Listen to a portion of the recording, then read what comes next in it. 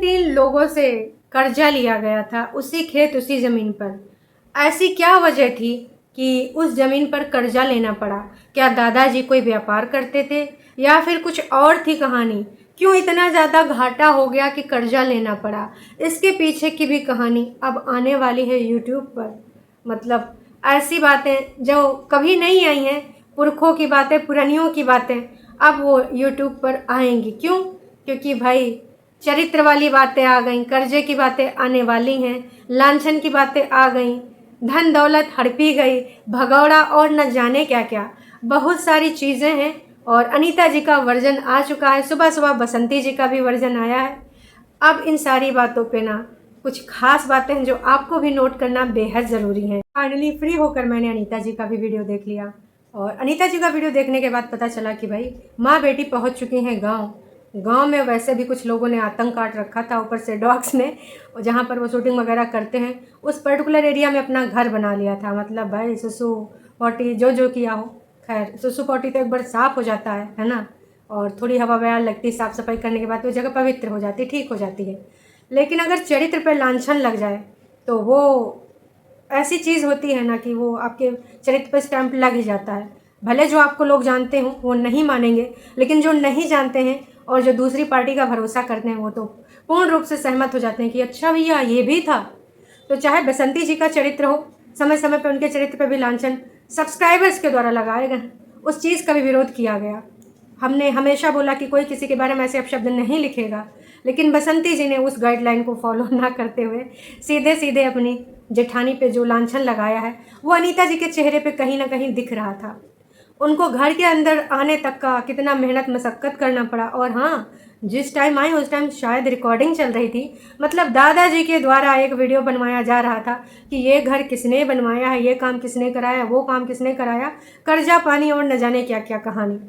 क्योंकि देखो, जो इनके सलाहकार हैं, स्क्रिप्ट राइटर हैं, उनको जो चीज़ सॉलिड लगती है, जैसे कि कोई बड़ा आदमी है ना, अगर वो बोलता है तो जनता उस पर ट्रस्ट कर लेती है। लेकिन जैसा कि मैंने कहा कि आजकल अगर एज में कोई बड़ा है, कोई बुजुर्ग है, तो ज़रूरी नहीं कि वो सच बोल रहा हो, क्योंकि भाई साहब बहन जी ये चल रहा है घोर कलयुग। इस कलयुग में ना छोटे का भरोसा है ना बड़े का भरोसा है। सब लोग अपना अपना पार्ट ही रखेंगे, वही पार्ट रखेंगे जिसमें उनकी क्लियरिटी हो। तो यहाँ पर बहुत सारी चीज़ें झूठी पकड़ी गई हैं। जो जनता हमेशा से देख रही थी उसको तो पता ही है सारी पोलम पट्टियाँ। हाँ, अंदर की बातें जैसे चरित्र वाली बातें, अब भाई इनको अगर आप किसी के ऊपर लांछन लगा रहे हो तो सोच समझ के लगाओ, क्योंकि ये बहुत बड़ा इल्ज़ाम है, बहुत ही बड़ा। एक पहलू और देखने को मिला, कहा भाई कि लाला जी और उनके दोनों बच्चे काहे नहीं आए। तो हे एवरीवन, एक बार फिर से आप सभी का स्वागत है। इस समय दोबारा से जंग छिड़ चुकी है, मतलब सीरीज़ की दूसरा वाला जो सीज़न है, पार्ट है, सेशन है, वो शुरू हो चुका है।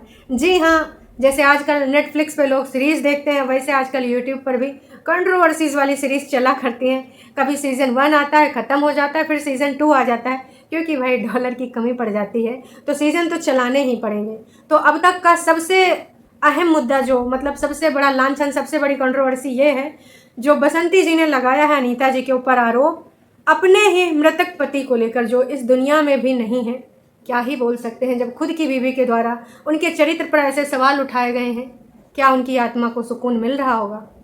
सोचने वाली बात है। बाकी चीज़ों में वो कैसे बोलती थी आप सबको पता है कि जब वो हैया ही नहीं है तो अब चाहे तुम जो बोल लो, चाहे जो बता दो, हिस्सा बांट की कहानी, सैलरी की कहानी, लेकिन जब खुद के मुंह पे अपना पासा सही पलटने का मौका आया तो चरित्र तक बात पहुंच गई। अब पता चला कि भैया असल में जो कोर्ट कचहरी पुलिस थाना चल रहा है वो तो चल ही रहा है। जो केस लेने के ना लेने के रीज़न बताए जा रहे थे, लेकिन उससे पहले हमको ये चाहिए, वो वाली जो बातें बोली जा रही थी, उसके पीछे एक बड़ा उद्देश्य निकल के आ गया सामने। हमने भी नहीं सोचा था कि इतना बड़ा उद्देश्य होगा। खैर, उद्देश्य तो हमें समझ में आ ही गया कि क्या है उद्देश्य। भाई साहब, मतलब तुम डाल तो हम पात। क्यों मामा श्री कहते हैं कि मेरी बहन को बोलने नहीं आता, वो बोल नहीं पाती। भाई सारी चीज़ें एक तरफ, लेकिन आज के कलयुग में ना कोई सीधा साधा नहीं होता। वहीं पर गोलू महाराज के बारे में कुछ बातें जानने को मिली, जो उनकी प्रिय बड़ी मम्मी बोलते हैं ना, उनकी प्रिय बड़ी मम्मी ने बताया कि अभी तमाम सब्सक्राइबर बोलते हैं कि इस छोटे बच्चे को काहे नाम लिखाया गया मार पिटैया में। तो ये बात तो वाकई में चिंता का विषय है। अभी उसकी कोई एज नहीं है, ग्रोथ एज है, और अगर अभी से वो धूम्रपान का सेवन करेगा तो भैया वो सेवन ना उनके लिए बहुत ही ज़्यादा नुकसानदायक हो सकता है। काहे कि भैया ये ऐसी लत है ना, एक बार बसंती जी को थोड़ा सा इस बारे में ध्यान देना चाहिए। जिस चीज़ से वो पीड़ित रहीं, जो चीज़ उनके पति के वो मतलब जीवन शैली में शामिल थी, है ना, वही चीज़ अगर तुम्हारा बेटा करेगा तो इस पर कड़ा रुख इख्तियार करिए, क्योंकि यूट्यूब लड़ाइयाँ कंट्रोवर्सी तो चलती रहेंगी। आपका बेटा अगर वही पथ पे चला तो उसका जीवन खराब हो जाएगा। और बाकी अब कहते हैं ना कि जो ये वाली टीनेज वाली एज होती है, इसमें गलत आचरण, गलत आदतें लगना लाजमी है, और उसमें ना सही दिशा निर्देशन का ज़रूरत होता है। तो कुछ ऐसे ही शायद वो कुछ अपने मोबाइल में ऐसी वैसी चीज़ें देखते मिल गए। ऐसी वैसी चीज़ों से सभी लोग पूरे तरीके से जानते होंगे कि आज के ज़माने में ऐसी वैसी चीज़ें क्या होती हैं, कौन से लोग क्या देखना पसंद करते, खासकर टीनेज लोग। तो उनको इन सारी लतों को छुड़ाना चाहिए, क्योंकि कुछ बच्चे फिर बुरी संगत में पड़ के बुरे आचरण करने लगते हैं, जो कि बहुत ही बेकार चीज़ है, जो कि अब पता चली है। गोलू महोदय को क्या समझाएं, इन पे इनके बड़ों को समझाना चाहिए, जैसे दिल्ली वाले भैया हैं। स्क्रिप्टिंग से हट के थोड़ा इधर काम करना चाहिए रियल में, क्योंकि भाई बसंती जी का बुढ़ापा अच्छे से गुजरे, इसके लिए इनके बेटे के लिए ये आदत छुड़ानी होगी धूम्रपान वाली। अब आते हैं कि इन्होंने जो नॉन अवेलेबल केस कराया कि भैया बेल ना होगा, आप गूगल पे जान सकते हैं, सर्च कर सकते हैं कि ऐसे ऐसी कौन सी धाराएं हैं जिसमें आपका नाम बेल नहीं होगा, सिर्फ और सिर्फ गवाह की गवाही ही काफ़ी है। तो भाई वैसे तो यार इनमें मेरे हिसाब से भाई थोड़ा सा इस कानून में ना परिवर्तन लाना चाहिए। ऐसे तो ऐसे कानून का बहुत सारे लोग दुरुपयोग कर सकते हैं कि भैया लेना ना देना, मतलब प्रूफ की भी ज़रूरत नहीं, गवाही अगर दे दी किसी ने तो भाई आपका ना बेल नहीं, सीधे आप जेल ही जाओगे। तो लाला जी के वकील ने जो उनको उपाय बताए हैं कि भैया अभी तक मत जाओ, और बसंती जी कहीं ना कहीं इसीलिए अदालत वाला मैटर को रुकवाए के, मतलब वो बाद में होगा, पहले इधर हिस्सा बांट होगा, कोर्ट कचहरी बाद में, पहले यहाँ पर बैठेगा, पंच लोग बैठेंगे, पंचायत बुलाई जाएगी। अगर पंचायत में आने के लिए, शामिल होने के लिए लोग वो आ जाते हैं तो भैया उधर से पुलिस भी आ जाएगी, एक फ़ोन ही तो जाना है, और आके भैया गिरफ्तार कर लेंगे तीनों बच्चों को, क्योंकि तीनों के तीनों 18 के ऊपर हैं, 18+ हैं, तो भैया जेल तो तीनों जा सकते हैं। अभी तक उनको भगौड़ा न जाने क्या क्या साबित किया जा रहा था, मतलब ये एक वो होता है ट्रिक कि हम जानबूझ के तुमको इतना ज़्यादा लुकड़ी को चोएंगे कि तुम मजबूरन आ ही जाओगे, फिर हमारा काम बन जाएगा। मतलब किस तरीके से चालाकी और चतुराई और शातिरगिरी की जा रही है, आप सोचिए। कि भाई मैं तो कहूँगी, देखो दर्शकों, अगर मैं सच्ची नहीं होती तो मैं नहीं बोलती, मैं तो बोल रही हूँ अपनी जगह पे हूँ, लेकिन जो लोगों को आना चाहिए, जो भागे भागे पे हैं, भगौड़े हो गए, काहे भगौड़े हैं आप खुद ही समझ लीजिए। तो असल में कहानी ये थी कि हमें और हथकड़ियाँ पहनाए के उनको, और ये इल्ज़ाम भैया जो अनीता जी ने बताया है कि कभी भी इनके बच्चे और इनके मतलब ससुर जी कहे लगेंगे, भसुर जी मतलब लाला जी, जेठ जी, हमारे इधर जेठ बोलते हैं, तो ये जेठ जी कभी भी बसंती जी का हाथ पकड़ लेते थे। आप लोग सच बताइएगा बसंती के सपोर्टर्स, क्या आपको लगता है कि देखो जो चीज़ गलत है गलत है, जहाँ पर बसंती जी का गलत नहीं होगा वहाँ पे हम लोग साथ देने के लिए खड़े हैं, लेकिन एक जगह अपने आप को सच्चा प्रूफ करके दिखावें। कैसे दिखाएंगे? बच्चे जो चाची चाची कहते हैं, चाची को छेड़ेंगे हाथ पकड़ के? जेठ जी भाई साहब, आज तक हमने उनके व्यवहार में ऐसी कोई चीज़ ही नहीं देखी। वो अपनी जो भाई है नहीं इस दुनिया में, उसकी बीवी का कभी भी हाथ पकड़ के दुष्कर्म वाला जब मन होता तब होता, ऐसा बोला गया है अनीता जी के अभी सुबह वाले वीडियो में। अगर आप देखना चाहें, अभी तक नहीं देखें तो देख जाइए, देख के आइए, और पता चल जाएगा कि भैया क्या क्या शब्द इन्होंने वहाँ पे कोर्ट में लिखवाए हैं। ये तीनों लोग, तीनों आदमी, तीनों जेंट्स कभी वो हमारे हाथ पकड़ के ऐसा ऐसा कांड को अंजाम देते हैं, वो शब्द भी जुबान पे लाने में बहुत कठिनाई हो रही है। सोचिए, इस प्रकार की यहाँ पे जो प्रक्रिया की जा रही है, इसका क्या उद्देश्य है आप सबको पता है। तो भाई इसी के अंतर्गत लाला जी और उनके दोनों बच्चे नहीं आए हैं, और माँ बेटी यहाँ पर आए हैं।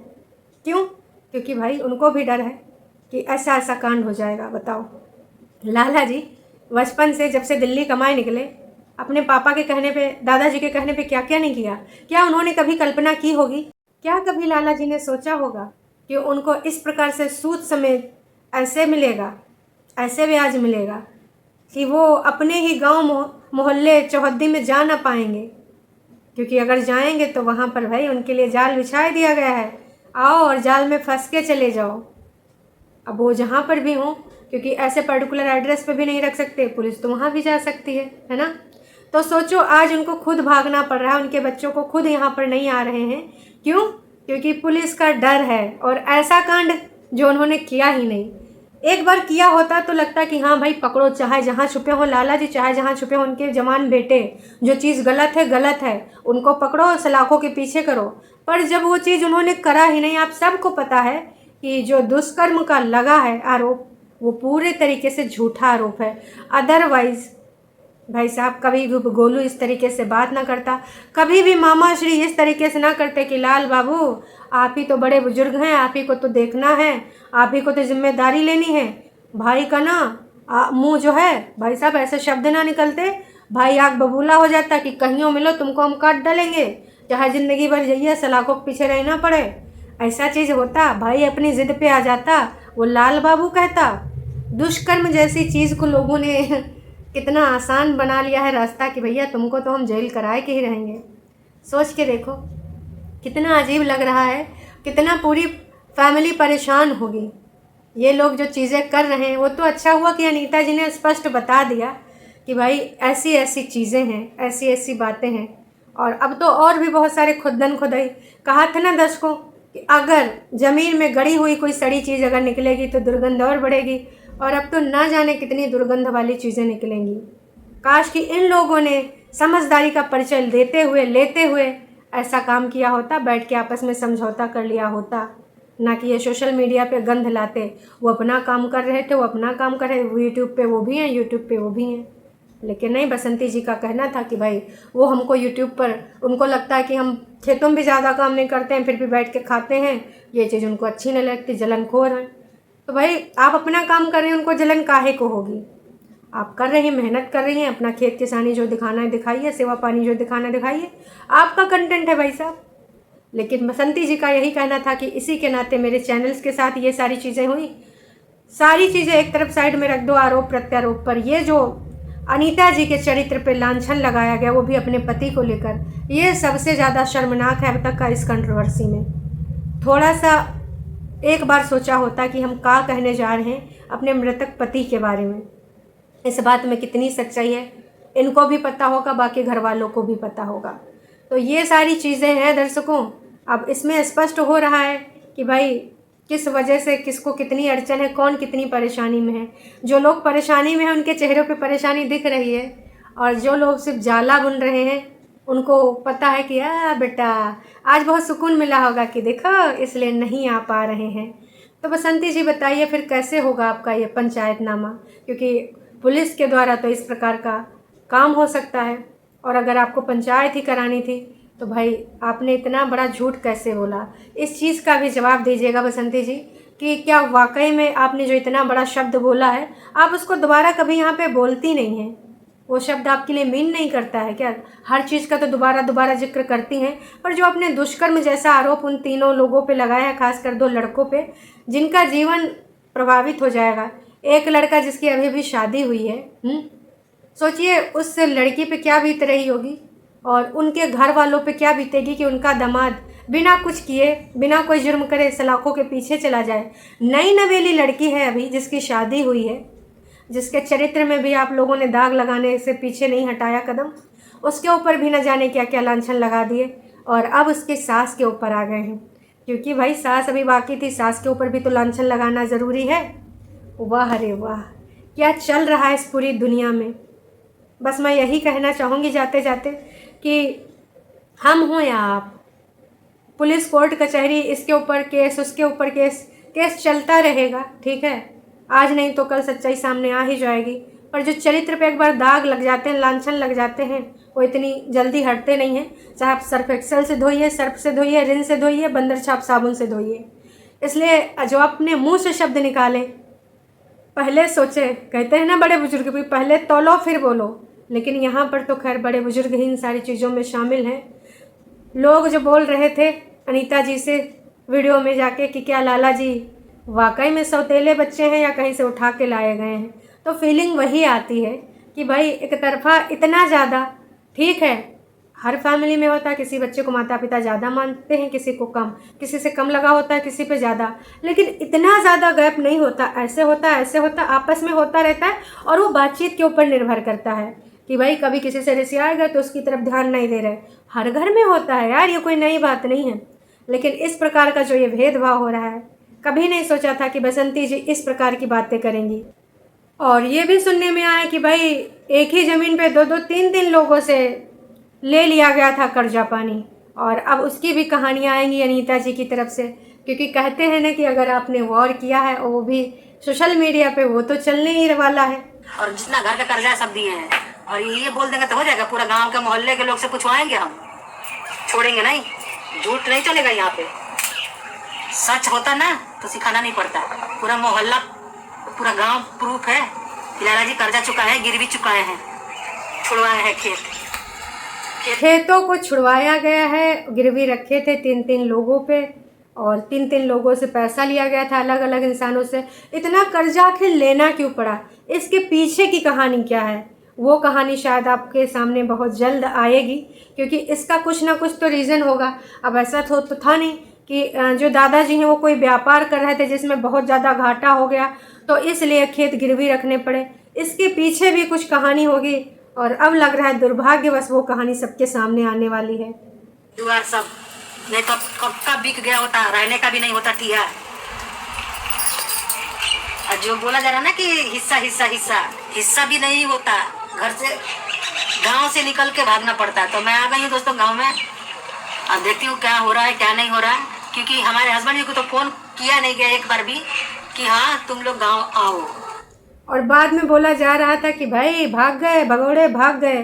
तो आप सबको क्या लगता है, क्या नहीं लगता है? फिलहाल जो भी इन सब चीज़ों के पीछे है, चाहे वो खेत कर्जे में कैसे डूबा, तीन तीन लोगों से पैसा क्या लिया गया, क्यों लिया गया, इन सब की कहानियाँ बहुत जल्द आपके सामने होंगी। चलिए जी, अभी के लिए इतना ही, फिर मिलेंगे नई अपडेट के साथ। शायद बसंती जी का भी वर्जन आ चुका है, तो उस वर्जन को अभी मैंने सुना नहीं है।